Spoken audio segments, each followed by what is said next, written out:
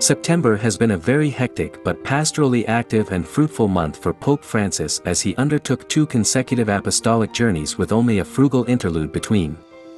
Just a few weeks after his longest ever apostolic journey to Asia and Oceania, the Pope set out from Rome to Luxembourg on September 26. Pope Francis succeeds Pope St. John Paul II, who visited this tiny European nation in 1985. The Luxembourg visit was a pleasant stopover on his way to Belgium. Embarking on his 46th international apostolic journey, Pope Francis landed at Luxembourg International Airport amid a very warm welcome accompanied by a guard of honor. He was solemnly received by Grand Duke Henri, Grand Duchess Maria Theresa, Cardinal Hollerich, the bishops, and other government dignitaries.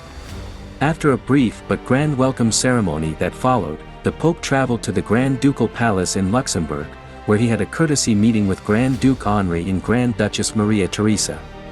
The Pope was also greeted by the Prime Minister of Luxembourg Luc Frieden. The meetings were heartwarming and dignified. Thanking the Grand Ducal family and the Prime Minister for their hospitality, Pope Francis traveled to Circle site for an official meeting with authorities, civil society, and the diplomatic corps of the country. In the official meeting at Circle site, Pope Francis urged the authorities and diplomats to focus on global harmony and world peace. Praising Luxembourg's welcoming attitude towards migrants, the Pope also lauded the country's contributions to fostering fraternity in Europe. The Pope then reiterated his own oft-repeated statement, "War is always a defeat and is a serious syndrome." Emphasizing the vital role of the gospel in personal and social development, the Pope urged to have more children to combat population issues. On his way to rest after concluding the meeting, the Pope was surrounded by a group of children, with whom he had some fatherly and delightful moments. The roads were swarmed with people carrying flags, cheering the pontiff with love and admiration despite damp weather and drizzle. At Notre Dame Cathedral of Luxembourg, the Pope was moved by the sight of specially abled people, whom he greeted with trademark compassion and love. In the cathedral, Cardinal Hollerich extended a warm welcome to the Holy Father.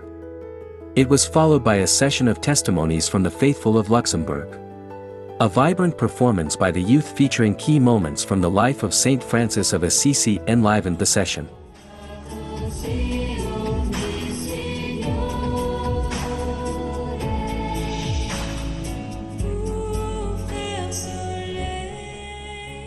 Another highlight moment was a beautiful performance based on Laudato Si, which was highly appreciated by Pope Francis.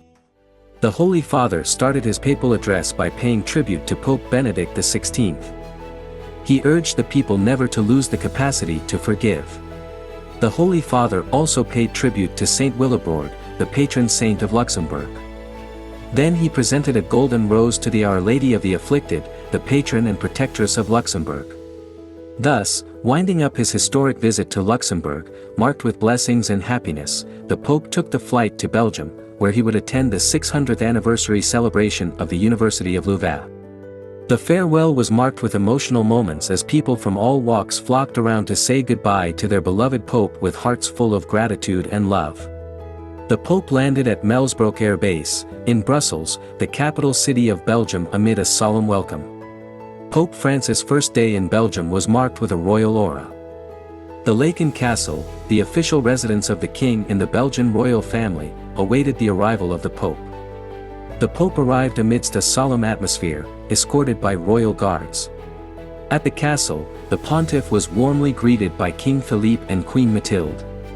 A cordial exchange of words and pleasantries followed. The Pope also had a brief meeting with the Prime Minister of Belgium, Alexander De Croo. After signing the Book of Honor, the pontiff moved to the Grand Gallery, accompanied by the King and the Queen to meet with the authorities and civil society in Belgium. In his welcome speech, King Philippe expressed his appreciation for the Pope's environmental mission.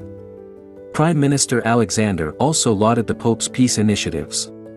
In his papal address, Pope Francis complimented Belgium for its efforts to promote unity and peace. Discussing the population issues faced by the country, the Pope encouraged the country to focus on raising future generations. He also asked forgiveness for the abuse of children by some clerical members of the Church. La speranza per camminare insieme con speranza nella strada della vita e della storia. In the evening, the Pope arrived at KU Leuven University, a Catholic research university with a rich tradition of academic excellence spanning 600 years. A cappella harmony was performed by KU Leuven Choir in honor of the pontiff.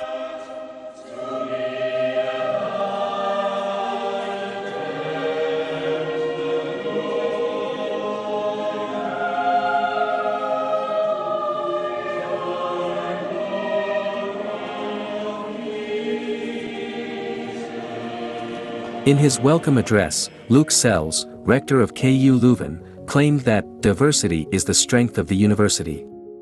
A visual display depicting the personal accounts of war victims followed. In his dialogue with the professors of KU Leuven, Pope Francis stated that universities should promote a passion for seeking truth. In his papal address, Pope Francis emphasized the role of the Holy Spirit in inspiring us to search and leading us to the fullness of truth.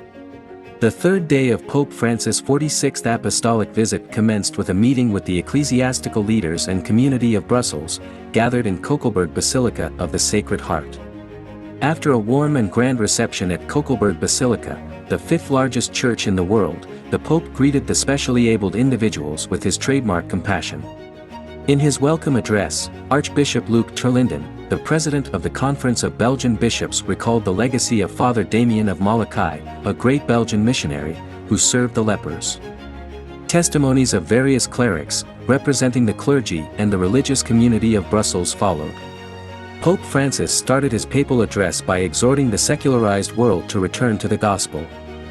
He emphasized the three pillars, evangelization, mercy, and joy, and reiterated the all-inclusive stance of the Church.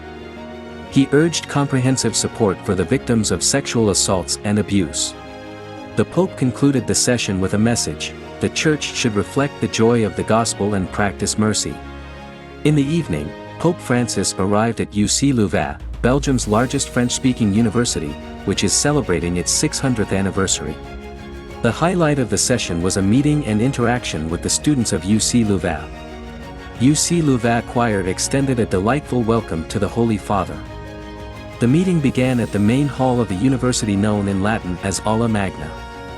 Rector François Smets, rector of UC Louvain, in his welcome address, thanked the Pope for his presence and highlighted the magnificent tradition of the university. After the welcome address, the students of the university presented a letter to the Pope.